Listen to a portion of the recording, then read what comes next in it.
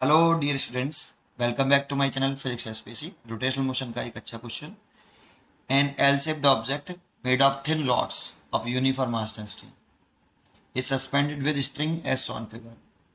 If AB and BC equal, the angle made by AB with downward vertical is theta. Then choice दे रखी है। तो देखो ये diagram दे रखा है ऐसे। ये दोनों की लेंथ बराबर है, ए बी और बी सी हमें इक्वल दे रखे हैं, लेंथ सेम, और यूनिफॉर्म मास डेंसिटी के मतलब मास दोनों का सेम होगा रोड का।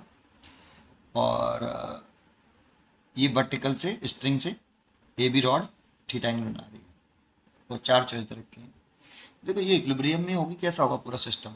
यहाँ पे जो सिस्टम ऑफ रॉड है वो इक्विलिब्रियम में है, तो नेट फोर्स भी जीरो एंड नेट टॉर्क भी zero about any point, about any point. यहाँ पे क्वेश्चन में लिख सकते हैं कि यहाँ पे जो सिस्टम है, system of rod is in equilibrium, ऐसे इक्विलिब्रियम में होगा। एंड नेट फोर्स जीरो होगा एंड नेट टॉर्क भी जीरो होगा about any point, about any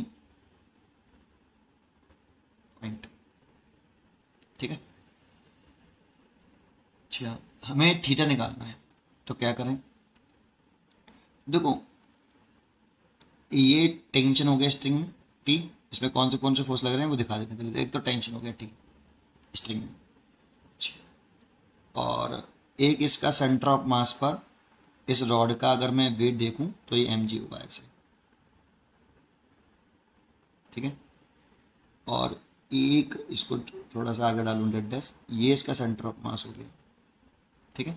तो इसके सेंटर ऑफ मास पर इसका भी वेट होगा एम जी, दोनों का मास सेम है एम जी। पर यहाँ थोड़ा सा जो डायग्राम उसमें दे रखा होता है उसमें डिसाइड नहीं हो पाता कि सेंटर ऑफ मास इस एक्सेस के इस साइड में है या इस साइड में। तो देखो दोनों अगर सेंटर ऑफ मास एक ही साइड में होंगे तो दोनों टॉर्क की डायरेक्शन एक ही डायरेक्शन में आएगी और टॉर्क बैलेंस नहीं होगा। इसीलिए एक सेंटर ऑफ मास इस एक्सिस के इस साइड में होना चाहिए और एक इस साइड में होना चाहिए, तभी दोनों का टॉर्क एक दूसरे को क्या कर पाएंगे, बैलेंस कर पाएंगे और नेट टॉर्क जीरो होगा। चलो अभी समझते हैं इसको और समझ में आएगा। अभी ये वाली बात समझ में आई होगी तुमने जो मैंने बोली। ठीक है। नहीं आई भी हो तो अभी समझ में आ जाएगी। ठीक है। अब देखो नेट टॉर्क जीरो कर रहे हैं, अगर हम क्या करें नेट टॉर्क जीरो करें या फिर पहले नेट फोर्स जीरो करें, तो नेट फोर्स में देखें तो टी बैलेंस कर रहा होगा किसको, इन दोनों को, M G plus M G. That means T is equal to, हमें आप लिख सकते हैं टू एम जी, एक, क्योंकि ऊपर तरफ टी है और नीचे तरफ एम जी है, तो नेट फोर्स अगर जीरो है तो बैलेंस कर रहा हुआ नेट फोर्स वाली। अगर नेट टॉर्क की चर्चा करें तो ए पॉइंट के अबाउट टॉर्क निकालना अच्छा रहेगा इसके अबाउट, क्योंकि टेंशन नहीं चाहिए मेरे को। ठीक है। टेंशन तो किसी को नहीं चाहिए होती है, तो टी को हटा देते हैं, एलिमिनेट कर देते हैं बेटा। ठीक है। तो इसलिए टॉर्क अगर इसके अबाउट निकालेंगे तो टेंशन का टॉर्क जीरो हो जाएगा। अब सोचो जरा, अगर मैं नेट टॉर्क निकाल रहा हूं, net torque about point O A, वैसे तो किसी भी पॉइंट के अबाउट निकालो सेम ही आएगा, पर इससे आसान हो जाएगा। Net torque about point A, tau A, तो यहाँ पर एक तो एम जी का टॉर्क होगा, टेंशन का टॉर्क जीरो होगा, एक इस एम जी का टॉर्क होगा। अब मैं जो कह रहा था ना शुरुआत में कि एक सेंटर ऑफ मास इस साइड में होना चाहिए, एक सेंटर ऑफ मास इस साइड में होना चाहिए, जिसका सेंटर ऑफ मास इधर है तो इस रोड का सेंटर ऑफ मास इधर होना चाहिए, एक ही साइड में नहीं होना चाहिए। वो अब यहाँ समझ में आएगा। देखो पहले मैं इस एम जी का टॉर्क निकाल रहा हूँ, अगर मैं इस एम जी का टॉर्क निकालूँ, पहले टेंशन का टॉर्क निकाल लूँ, तो देखो कैसे निकालूँ। टॉर्क इज इक्वल टू होता है आर परपेंडिकुलर इनटू एफ। तो इस टेंशन की पॉइंट ए से जो परपेंडिकुलर डिस्टेंस है, इस टेंशन की लाइन ऑफ एक्शन की पॉइंट ए से जो परपेंडिकुलर डिस्टेंस है वो जीरो है, इसलिए टेंशन का टॉर्क तो जीरो होगा। अब रह गया हमारा एम जी का टॉर्क। तो देखो एम जी की लाइन ऑफ एक्शन ये रही बेटा आपकी, ये एम जी की लाइन ऑफ एक्शन बना दी। तो इससे परपेंडिकुलर डिस्टेंस चाहिए इस लाइन ऑफ एक्शन पर, पॉइंट ए से परपेंडिकुलर डिस्टेंस चाहिए, पॉइंट ए से इस लाइन ऑफ एक्शन पर परपेंडिकुलर ड्रॉ करें तो ये डिस्टेंस आएगी बेटा, ये वाली। ये डिस्टेंस दैट मीन्स ये डिस्टेंस, ये वाला। अगर मैं इसको सेंटर ऑफ मास को कुछ पॉइंट डाल दूं, जैसे मैं एम डाल देता हूँ और ये पी डाल देता हूँ, तो परपेंडिकुलर डिस्टेंस ये है। ए पॉइंट के अबाउट टॉर्क निकालने हैं तो ए से एम जी के पर, एम जी की लाइन ऑफ एक्शन पर परपेंडिकुलर ड्रॉ करना है आपको। तो यही तो डिस्टेंस होगी परपेंडिकुलर डिस्टेंस, या ये कह दो। ठीक है, तो अब इसको ज्योमेट्री से निकालना पड़ेगा पहले। तो पहले मैं इसको आगे बढ़ाने से पहले इसी को ज्योमेट्री से निकाल लेता हूँ। पहले एम जी का टॉर्क लिखूँ, इस वाले एम जी का टॉर्क, तो एम जी और आर परपेंडिकुलर जो हुआ आपका वो ये हुआ एम पी। चलो यहाँ पे एक बार एम पी लिख देता हूँ, एम पी डिस्टेंस लिखना है। ठीक है, अब ज्योमेट्री से पहले एम पी निकाल लूँ तो देखो ये डिस्टेंस कितनी है, L/2, क्योंकि रॉड की लंबाई अगर मैं L मान लूँ तो ये डिस्टेंस L/2 होगी, और ये डिस्टेंस अगर L/2 होगी तो मैं ये निकालूँ तो साइन थीटा लगा सकता हूँ इस ट्रायंगल में। तो sine theta is equal to perpendicular हो गया एम पी और हाइपोटेन्यूस हो गया L/2। तो इसलिए एम पी जो आया आपका वो आया L/2 साइन थीटा। ठीक है, L/2 साइन थीटा, तो एम पी की वैल्यू तो निकल आई L/2 साइन थीटा। अब इसके टॉर्क की डायरेक्शन भी निकालनी पड़ेगी, तभी इसका साइन डिसाइड होगा। ठीक है, तो टॉर्क की डायरेक्शन निकालें तो देखो आर परपेंडिकुलर आपका यही तो है बेटा, ये आर परपेंडिकुलर है ये वाला। टेल हमेशा ए पॉइंट पर रखते हैं, जिस पॉइंट के अबाउट टॉर्क निकालते हैं उस पॉइंट पर टेल रखते हैं, और हेड हमेशा line of action of force पर आता है। तो ये आर वेक्टर हो गया, देखो आर वेक्टर की डायरेक्शन। तो आपको क्या करना है, टॉर्क की डायरेक्शन निकालने के लिए टॉय vector is equal to R vector cross F. तो आर क्रॉस एफ की डायरेक्शन निकालनी है, वही टॉर्क की डायरेक्शन होगी। तो आर वेक्टर क्रॉस एफ की डायरेक्शन निकालते हैं right hand rule, thumb rule से। तो आर वेक्टर की डायरेक्शन में आप फिंगर रख लीजिए, रखा आर वेक्टर की डायरेक्शन में फिंगर, और आर वेक्टर से फोर्स की तरफ छोटे एंगल से अपनी उंगली को कल कर दीजिए। तो देखो आर वेक्टर ये हो गया और ये फोर्स हो गया एम जी। तो आपको छोटे एंगल से आर से अपनी फिंगर को कर्ल करना है in the direction of M G. ठीक है, देखो आर वेक्टर डायरेक्शन में हाथ रखा और एम जी की तरफ घुमाएं तो थंब आ रहा है ऊपरी तरफ। देखो और थोड़ा सा आगे सरका दो, ऐसे। अगर आप ऐसे घुमाओगे ना ऐसे, तो वो बड़े एंगल से आएगा। आर क्रॉस एफ की डायरेक्शन निकाली जाती है राइट हैंड थंब रूल से। अपनी फिंगर को आर वेक्टर की डायरेक्शन में रखिए और छोटे एंगल से आर से एफ की तरफ घुमाइए अपनी उंगलियों को, आर से एफ की तरफ, दैट मीन्स एम जी की तरफ, छोटे एंगल से। और जिधर थंब आए उधर ही आपका टॉर्क की डायरेक्शन होती है। तो टॉर्क की डायरेक्शन ऊपर आ रही है, तो देखो इस जगह पे जो टॉर्क की डायरेक्शन है वो ऊपर की तरफ आ रही है। जब भी टॉर्क की डायरेक्शन ऊपर आए तो ऊपर की डायरेक्शन को मैं पॉजिटिव मान लेता हूँ, नेगेटिव भी मान सकते हैं लेकिन मैं पॉजिटिव मानता हूँ। तो आप भी पॉजिटिव मान लें, देखो ये। और नीचे की डायरेक्शन को मैं नेगेटिव मानता हूँ, तो इसीलिए ये पॉजिटिव हो गया टॉर्क। ठीक है, इसका पॉजिटिव टॉर्क हो गया। ऐसे ही अगर मैं इसका टॉर्क निकालूं इस वाले एम का, तो इस वाले एम का टॉर्क अगर डाउनवर्ड आना चाहिए बेटा। देखो अगर दोनों का टॉर्क अपवर्ड आएगा तो नेट टॉर्क जीरो होगा ही नहीं, दोनों जुड़ जाएंगे। इसीलिए मैं कह रहा था कि एक एम इस साइड में होना चाहिए और एक एम इस साइड में होना चाहिए। अगर दोनों एक ही साइड में आ जाएंगे, दोनों का जो टॉर्क की डायरेक्शन आएगी वो अपवर्ड ही आएगी, और दोनों टॉर्क अपवर्ड आए तो नेट टॉर्क जीरो नहीं होगा फिर, जबकि इक्विलिब्रियम में है पूरी रॉड। तो इसीलिए सेंटर ऑफ मास इसका इस साइड होना चाहिए बेटा, एक पॉइंट। चलिए ठीक है सर, तो अब एम का टॉर्क कैसे निकालें, तो इस वाले एम का टॉर्क निकालना है तो फिर एम और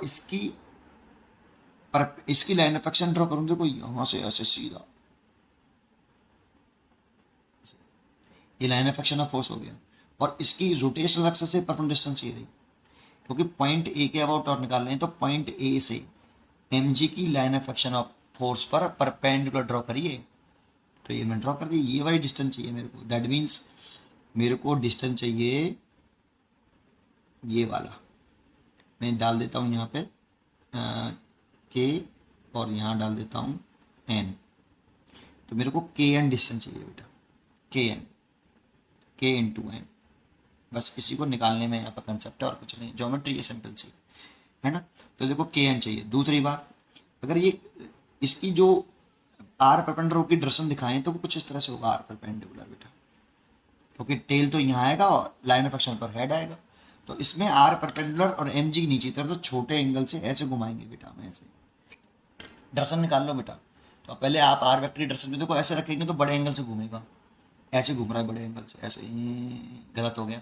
छोटे एंगल से घुमाने के लिए आपको पहले आर वेक्टर की डायरेक्शन में फिंगर, और छोटे एंगल से घुमा रहे हैं तो नीचे की तरफ टॉर्क आ रहा है, और नीचे तरफ आ रहा है टॉर्क तो नेगेटिव होगा, ठीक है। और ए का टॉर्क तो जीरो होगा ही होगा क्योंकि इक्विलिब्रियम में, तो ए इस torque zero, net torque zero होगा, ठीक है।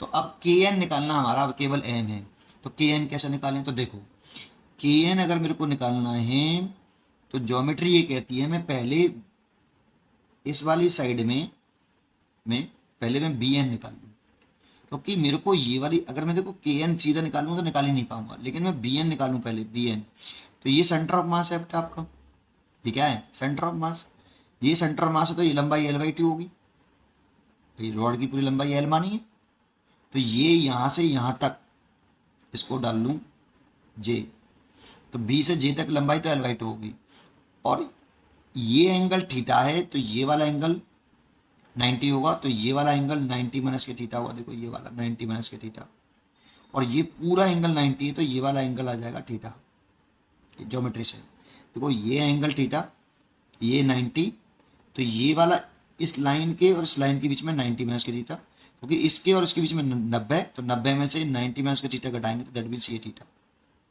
ज्योमेट्री से, ठीक है सर। अगर ये थीटा आ गया तो इस ट्राइंगल में मैं बी एन निकाल सकता हूँ, तो निकालना सर, तो बी एन निकालना है तो इस एंगल के लिए ये बेस हो गया, इसलिए कॉस थीटा लगा रहा हूँ बेटा इस ट्राइंगल के लिए, तो cos theta equal to base हो गया बी एन और हाइपोटेन्यूस हो गया एल बाई टू, तो बी एन आ गया आपका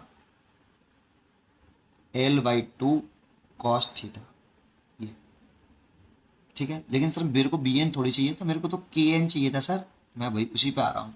अब मैं बी के निकालूंगा बेटा, बी एन, बी के क्यों सर, क्योंकि अगर मैं बी के निकाल लूँ तो बी एन में से बी के को सब्ट्रैक्ट करके मैं के एन निकाल सकता हूँ, बात तो सही है।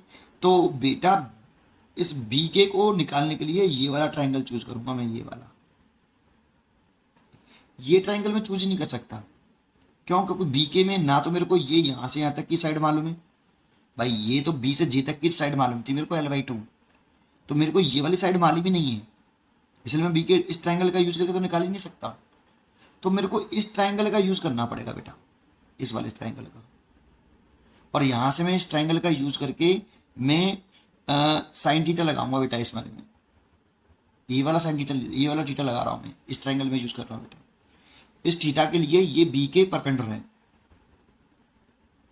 और हाइपोटेन्यूस हो गई पूरी लेंथ है एल, तो पूरी लेंथ हो गई एल, तो बी के आ गया आपका एल साइन थीटा, तो बी के भी निकल आया सर, बी के निकल आया, बी एन निकल आया, तो मैं के एन निकाल सकता हूँ ज्योमेट्री से, देन के एन इज इक्वल टू क्या, बी एन माइनस बी के, तो बी एन कितना है भाई L by two cos theta, और बी के कितना है एल साइन थीटा, देखो ये के एन फाइंड आउट हो गया,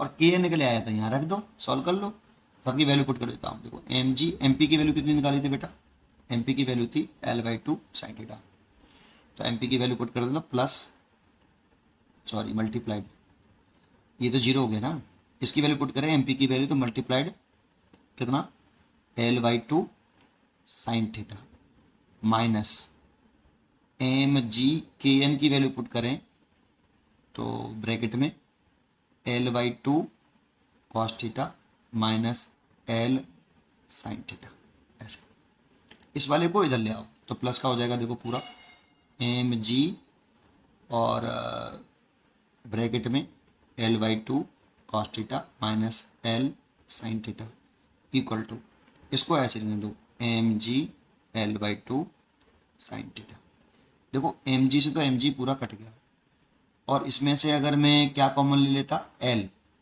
इसमें से एल कॉमन ले लेता तो one by two cos theta minus कितना sine theta is equal to L by two sine theta, तो एल से एल भी कट जाता। अब इसको सॉल्व कर लो, तो देखो साइन थीटा को इधर लेके आऊंगा तो ये तो one by two cos theta है, और साइन थीटा को इधर लेके आऊंगा तो ये एक बटे दो sine theta plus sine theta, और इन दोनों को ऐड करूंगा तो ये three by two sine theta आएगा, आएगा क्या नहीं, तो ये एक बटे दो कॉस थीटा है, दो से तो दो कट गया, तो इसको इधर ले जाऊँ इसको इधर ले आऊँ तो टेन थीटा कितना आ गया बेटा वन बाई थ्री, तो theta is equal ten theta is equal to 1/3 choice हो गई है। तो देखो इसकी जो चॉइस हुई वो डी चॉइस इज करेक्ट। उम्मीद करता हूँ कि आपको ये क्वेश्चन जरूर समझ में आया होगा। पढ़ते रहिए और खुश रहिए। Thank you.